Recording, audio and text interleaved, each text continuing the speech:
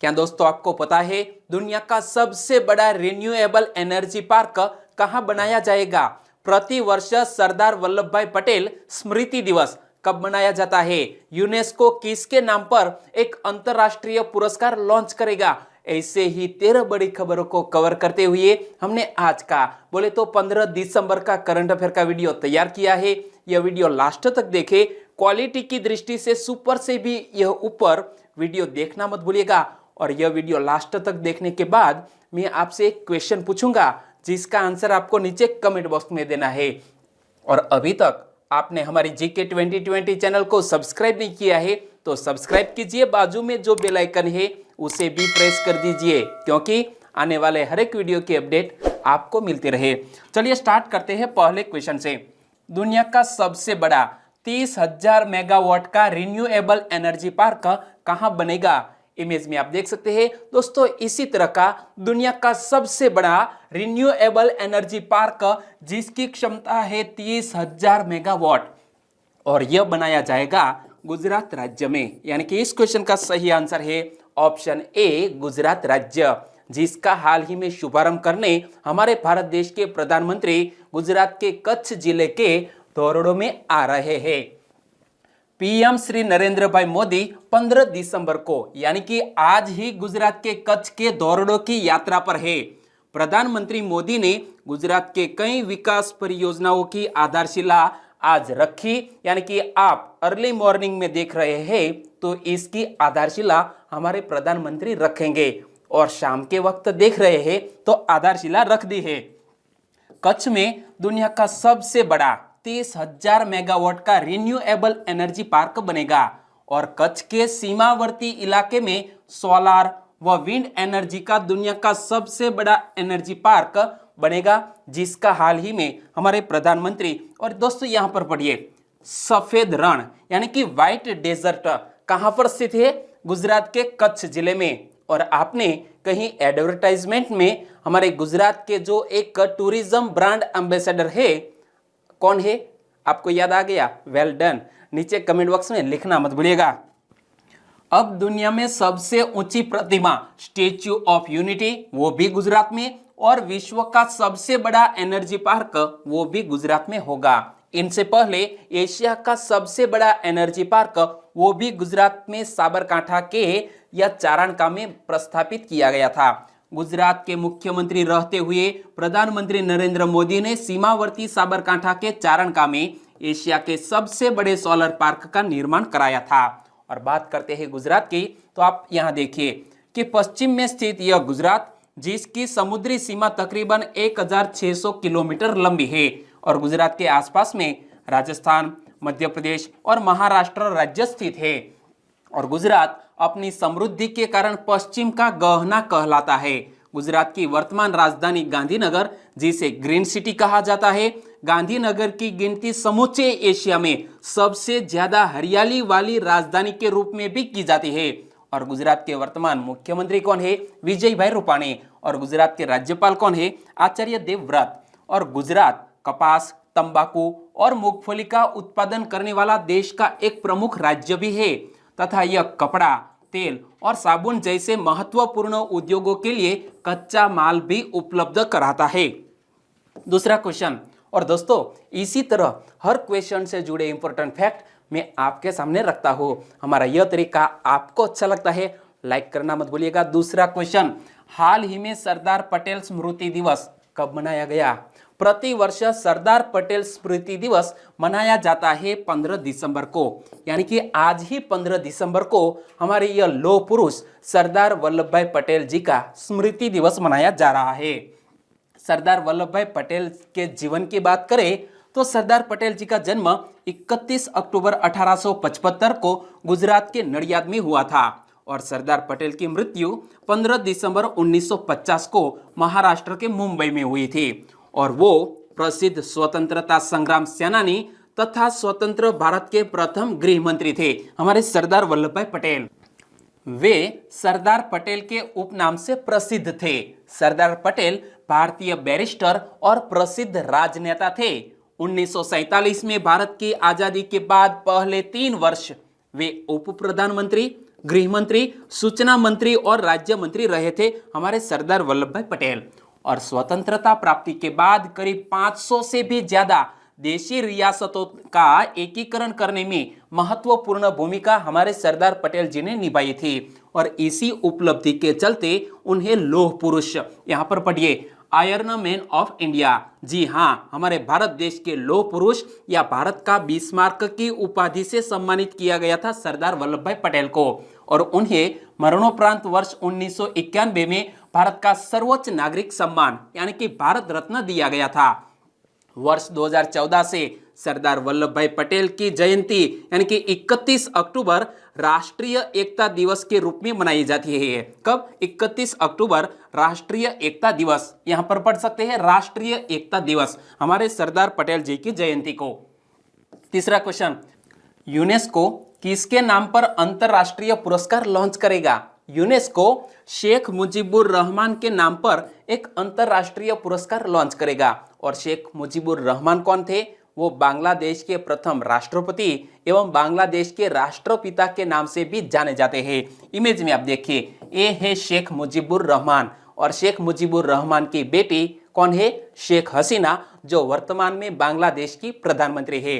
तो शेख मुजीबुर रहमान यानी कि बांग्लादेश के पिता। यूनेस्को द्वारा शेख मुजीबुर रहमान के नाम पर रचनात्मक अर्थव्यवस्था के क्षेत्र में एक पुरस्कार शुरू करने का निर्णय लिया गया है। और यह पुरस्कार नवंबर 2021 में शुरू किया जाएगा और इस पुरस्कार के विजेता को $50,000 प्रदान किए जाएंगे। और शेख मुजीबुर रहमान को बांग्लादेश में बंग बंधु के नाम से भी जाना जाता है। शेख मुजीबुर रहमान बांग्लादेशी राजनेता थे, उन्हें बांग्लादेश का पिता भी कहा जाता है। वह बांग्लादेश के पहले राष्ट्रपति थे और वह बाद में उन्होंने 1971 और 1975 के बीच बांग्लादेश के प्रधानमंत्री के रूप में भी कार्य किया था। 1975 में उनकी हत्या कर दी गई थी। और संयुक्त राष्ट्र शैक्षिक, वैज्ञानिक और सांस्कृतिक संगठन, जिसे शॉर्ट में बोले तो यूनेस्को, इंग्लिश में पूरा नाम क्या होता है? United Nations Educational, Scientific and Cultural Organization. और यूनेस्को का गठन 16 नवंबर 1945 को हुआ। यूनेस्को का हेडक्वार्टर फ्रांस के पेरिस में स्थित है। और यूनेस्को की वर्तमान अध्यक्ष कौन है? Andre Azoulay. और यूनेस्को किस उद्देश्य से कार्य करता है? शिक्षा, प्रकृति तथा समाज विज्ञान, संस्कृति और संचार के माध्यम से अंतरराष्ट्रीय शांति को बढ़ावा देने हेतु यूनेस्को कार्य करता है। चौथा क्वेश्चन, हाल ही में सुर्खियों में रही अंकिता रैना किस खेल से जुड़ी है? अंकिता रैना जो सुर्खियों में रही वो भारत देश की एक जानी मानी टेनिस प्लेयर है। यानी कि इस क्वेश्चन का सही आंसर है अंकिता रैना, टेनिस प्लेयर। सुर्खियों में क्यों रही? क्योंकि हाल ही में इस महिला युगल ने एक खिताब को जीत लिया है। भारत की शीर्ष टेनिस खिलाड़ी अंकिता रैना ने कैटरीन गोर्गोत्जे, जो जॉर्जिया की है, इमेज में आप देख सकते हैं, टेनिस प्लेयर जॉर्जिया की, उनके साथ मिलकर ऑल हबटूर ट्रॉफी, क्या ऑल हबटूर ट्रॉफी अपने नाम की, जिससे कोविड-19 महामारी से प्रभावित 2020 सत्र में यह उनकी तीसरी युगल खिताब है, तीसरा युगल खिताब जीत लिया है। और इस इवेंट में पुरस्कार राशि कितनी है? $1,00,000 पुरस्कार राशि मिलेगी। और अंकिता रैना का यह सत्र का चौथा युगल फाइनल था, लेकिन यह कैलेंडर की सबसे बड़ी ट्रॉफी थी, क्योंकि इससे पहले उन्होंने जो 2 खिताब जीते थे वो तकरीबन $25,000 स्तर के थे। पांचवा क्वेश्चन, 17A प्रोजेक्ट के तहत किसका निर्माण किया जा रहा है? 17A प्रोजेक्ट के तहत युद्ध पोत का निर्माण किया जा रहा है। यानी कि इस क्वेश्चन का सही आंसर है युद्ध पोत। 17A प्रोजेक्ट के तहत ऐसे 3 युद्ध पोतों का निर्माण किया जा रहा है जिन्हें दुश्मन की रडार भी ट्रैक नहीं कर सकती। जी हाँ, दुश्मन की रडार भी ट्रैक नहीं कर सकती। इसी तरह के 3 युद्धपोत यह 17A प्रोजेक्ट के तहत तैयार किए जा रहे हैं। और इस प्रोजेक्ट का पहला युद्धपोत नौसेना को साल 2023 में, दूसरा और तीसरा युद्धपोत साल 2024 और साल 2025 में उपलब्ध हो जाएंगे। और प्रोजेक्ट 17A के तहत बनाए जा रहे हैं इस तरह के स्टील्थ फ्रिगेट, यानी ऐसे युद्धपोत जो दुश्मन की रडार में न आ सके उसका जलार्पण सोमवार को किया गया, यानी कि कल ही इसका जलार्पण किया गया। और जलार्पण किसने किया है? हमारे जनरल बिपिन रावत ने। तो इस कार्यक्रम में chief of defence staff general Bipin Rawat के साथ साथ उनकी पत्नी मधुलिका भी शामिल हुए थे, जिसका हाल ही में जलार्पण किया गया। लेकिन कहां पर किया गया? हुगली नदी, बोले तो कोलकाता। एक कार्यक्रम हुगली नदी के किनारे संपन्न हुआ। इन 3 युद्धपोतों का निर्माण रक्षा मंत्रालय के अंतर्गत आने वाली PSU garden rich ship builder and engineers के द्वारा किया जा रहा है। इस परियोजना के लिए कंपनी को मिले ठेके का बजट करीब 19,294 करोड़ रुपए है और इस बजट के जरिए 3 इस तरह के युद्धपोतों का निर्माण किया जाएगा। छठा क्वेश्चन, RTGS प्रणाली के माध्यम से अधिकतम कितनी राशि तक का तत्काल लेन देन किया जा सकता है? RTGS जो हाल ही में पूरे साल के लिए 7 दिन 24 घंटे इसे शुरू कर दी गई है, इस तरह की हमारी प्रणाली RTGS, जिसका पूरा नाम है रियल टाइम ग्रॉस सेटलमेंट। और इसकी अधिकतम कितनी राशि तक का आप लेन देन कर सकते हैं? तो कोई भी सीमा नहीं है, यानी कि इस क्वेश्चन का सही आंसर है ऑप्शन डी, कोई भी सीमा नहीं है। RTGS प्रणाली पूरे वर्ष और 24 घंटे संचालित करने वाले कुछ गिने चुने देशों में शामिल हो गया है हमारा भारत देश। और रिजर्व बैंक ऑफ इंडिया के इस कदम का उद्देश्य देश में डिजिटल भुगतान को बढ़ावा देना है।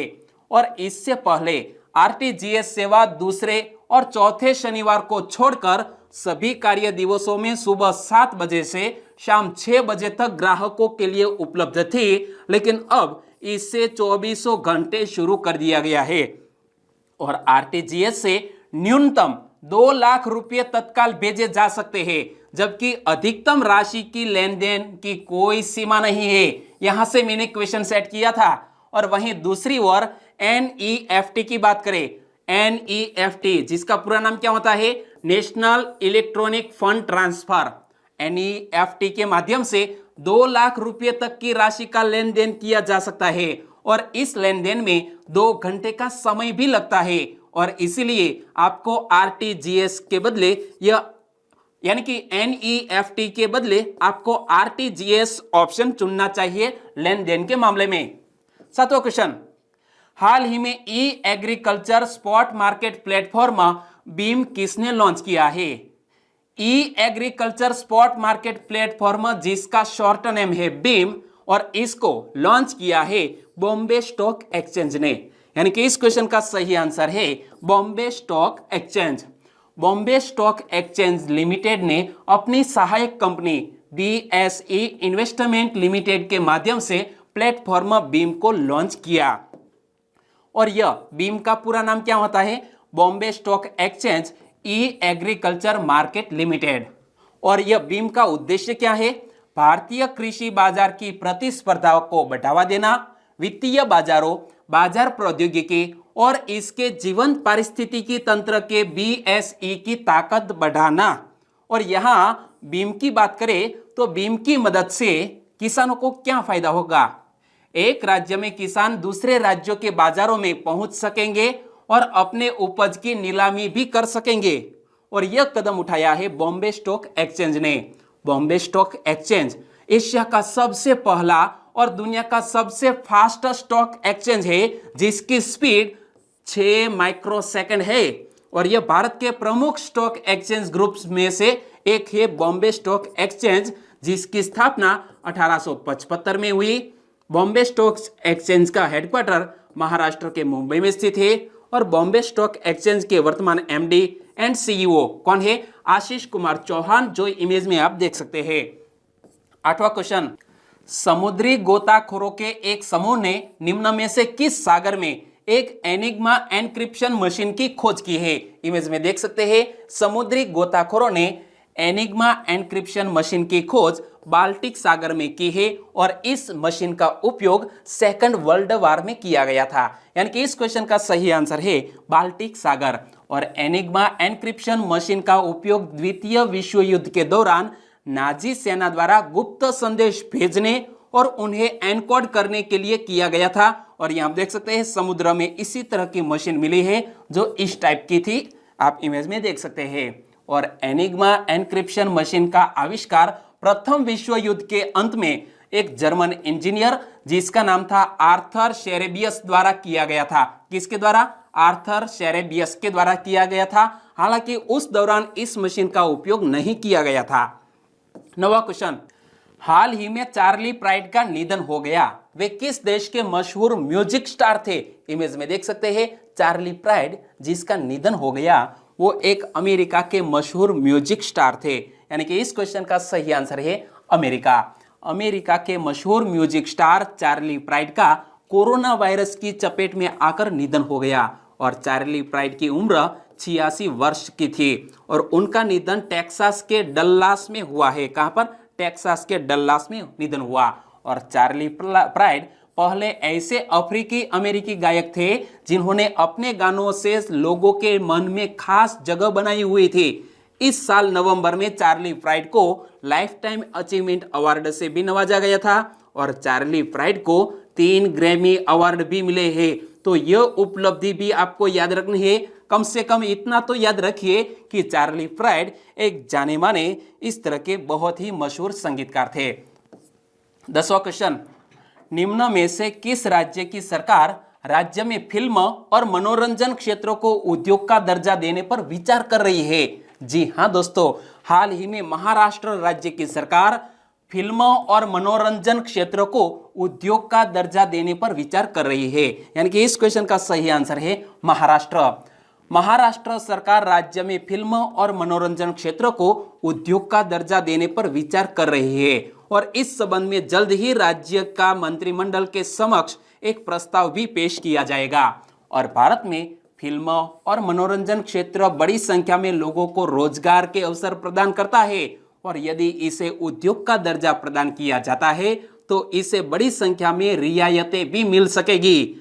और इस वर्ष इसी तरह की बात करें, जिस तरह हम फिल्म और मनोरंजन को उद्योग का दर्जा देने जा रहे हैं तो इसी तरह खेल को भी उद्योग का दर्जा दिया था। किस राज्य ने? मिजोरम राज्य ने। तो इसी वर्ष मई माह में खेल को उद्योग का दर्जा देने वाला मिजोरम देश का पहला राज्य बन गया था। और जब यहां बात करते हैं महाराष्ट्र की, तो मैप में देखिए ये है महाराष्ट्र। महाराष्ट्र के आसपास में गुजरात, यहाँ पर मध्य प्रदेश, छत्तीसगढ़, तेलंगाना, कर्नाटक और गोवा राज्य से सटा हुआ महाराष्ट्र, जिसकी कैपिटल का नाम है मुंबई और मुंबई को देश की आर्थिक राजधानी भी कहा जाता है। महाराष्ट्र के राज्यपाल कौन है? भगत सिंह कोश्यारी, जो वर्तमान में गोवा के भी राज्यपाल है। और महाराष्ट्र के मुख्यमंत्री है उद्धव ठाकरे। उद्धव ठाकरे महाराष्ट्र के 18वें चीफ मिनिस्टर है। और महाराष्ट्र का गठन कब हुआ? 1 मई 1960 को। 11वां क्वेश्चन, शेख सबा अल खालिद अल अहमद अल सबा किस देश के प्रधानमंत्री बने? इमेज में आप देख सकते हैं नाम बहुत लंबा है। शेख सबा अल खालिद अल अहमद अल सबा वो हाल ही में कुवैत देश, यानी कि जो एक हम इसे खाड़ी देश कहते हैं, कुवैत के प्रधानमंत्री फिर से बन गए हैं। यानी कि इस क्वेश्चन का सही आंसर है कुवैत, जो एक गल्फ कंट्री है। कुवैत के अमीर शेख नवाफ अल अहमद अल सबा ने शेख सबा अल खालिद अल सबा को प्रधानमंत्री के रूप में फिर से नियुक्त किया है, जो अब नई कैबिनेट का भी गठन करेंगे। और सबा अल खालिद अल सबा के राजनीतिक करियर की शुरुआत 1978 में विदेशी मामलों के मंत्रालय में शामिल होने के साथ हुई थी। वो बन गए हैं प्रधानमंत्री। और बात करते हैं कुवैत की, तो आप मैप में देखिए यह है गल्फ कंट्री कुवैत, जिसकी कैपिटल का नाम है कुवैत सिटी और कुवैत की करेंसी क्या है? कुवैती दिनार। 12वां क्वेश्चन, हाल ही में महाराष्ट्र सरकार ने महाशरद डिजिटल प्लेटफॉर्म किसकी सहायता के लिए विकसित किया है? महाराष्ट्र की सरकार ने महाशरद नामक एक डिजिटल प्लेटफॉर्म दिव्यांग लोगों की सहायता के लिए विकसित किया है। यानी कि इस क्वेश्चन का सही आंसर है दिव्यांग लोगों की सहायता करना। महाशरद नामक यह डिजिटल प्लेटफॉर्म राज्य में दिव्यांग लोगों को मुफ्त में आवश्यक उपकरण प्राप्त करने में मदद करेगा। यह डिजिटल प्लेटफॉर्म राज्य के दिव्यांग जनों और उपकरण दान करने वाले लोगों, कंपनियों और विक्रेताओं के बीच एक सेतु के रूप में कार्य करेगा और यह कदम उठाया है हाल ही में महाराष्ट्र की सरकार ने। महाराष्ट्र सरकार के इस डिजिटल प्लेटफॉर्म पर प्राप्तकर्ता के रूप में केवल महाराष्ट्र के दिव्यांग लोग ही पंजीकरण करवा सकते हैं, जबकि दानकर्ता के रूप में यहां देश भर के कोई भी व्यक्ति अथवा संगठन पंजीकरण करवा सकता है। जो महाराष्ट्र की सरकार ने यह दिव्यांग लोगों के लिए बहुत ही अच्छा कदम उठाया। 13वां क्वेश्चन, हाल ही में पाकिस्तान और किस देश के बीच शाहीन हवाई युद्ध अभ्यास का आयोजन हुआ? शाहीन हवाई युद्ध अभ्यास का आयोजन पाकिस्तान और चीन देश के बीच हुआ, यानी कि इस क्वेश्चन का सही आंसर है चीन। और इस युद्ध अभ्यास से जुड़े हुए और भी क्वेश्चन बन सकते हैं। शाहीन हवाई युद्ध अभ्यास का आयोजन कहां किया गया? पाकिस्तान के सिंध के भोलारी में। पाकिस्तान और चीन के बीच शाहीन हवाई युद्ध अभ्यास का कौन सा संस्करण हाल ही में आयोजित हुआ? यह 9वां संस्करण था। और शाहीन हवाई युद्ध अभ्यास का आयोजन कब से किया जा रहा है? वर्ष 2011 से। शाहीन हवाई युद्ध अभ्यास में दोनों देशों के कितने लड़ाकू विमानों ने हिस्सा लिया?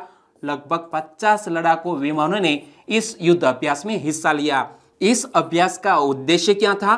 दोनों देशों की वायु सेनाओं के बीच इंटरऑपरेबिलिटी और रक्षा सहयोग को बढ़ावा देना। और दोस्तों, जब बात करते हैं पाकिस्तान और चीन देश की, तो पाकिस्तान की राजधानी का नाम है इस्लामाबाद। पाकिस्तान के प्रधानमंत्री है इमरान खान, जो एक पूर्व क्रिकेटर थे, और पाकिस्तान के राष्ट्रपति है आरिफ अलवी। पाकिस्तान की करेंसी है पाकिस्तानी रुपया। तो चीन की राजधानी बीजिंग, चीन की करेंसी रेनमिनबी, और चीन के राष्ट्रपति है शी जिनपिंग। और चीन के आसपास कौन कौन से देश स्थित है वो भी आपको जान लेना चाहिए। और अब बात करते हैं लास्ट वीडियो के क्वेश्चन की। लास्ट वीडियो में मैंने आपसे क्वेश्चन पूछा था, टाइम मैगजीन ने किसको 2020 का पर्सन ऑफ द ईयर मनोनीत किया है? टाइम मैगजीन ने 2020 का पर्सन ऑफ द ईयर मनोनीत किया है कमला हैरिस और जो बाइडेन को। यानी कि इस क्वेश्चन का सही आंसर था ऑप्शन डी, ए और बी दोनों। और यहां जब time person of the year की बात आती है तो हमने इनसे जुड़ा हुआ एक यूनिक वीडियो बनाया है, जो आपकी जरूरत के लिहाज से देख सकते हैं। और इस क्वेश्चन का सही आंसर दिया है नीतीश कुमार, नीलेश सोलंकी, नीलेश पाटनवाड़िया, अश्विन गुंडालिया, सोनल तोतिया, मोना पटेल, मनोज भाभोर, प्रवीण चौधरी। इन सभी दोस्तों ने इस क्वेश्चन का सही आंसर दिया।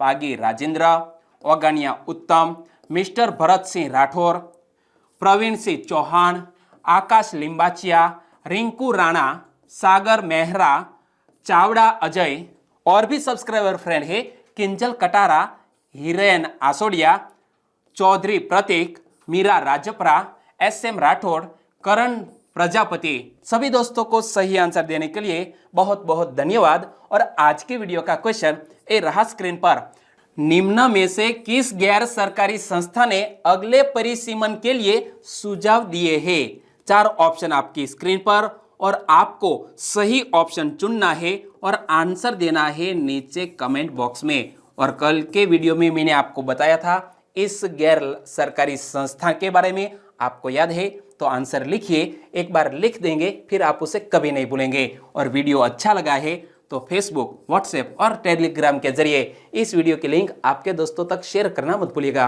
बस छोटी सी उम्मीद के साथ आज का वीडियो खत्म करते हैं, फिर मिलेंगे नए करंट अफेयर वीडियो के साथ। तब तक के लिए टेक केयर एंड जय हिंद।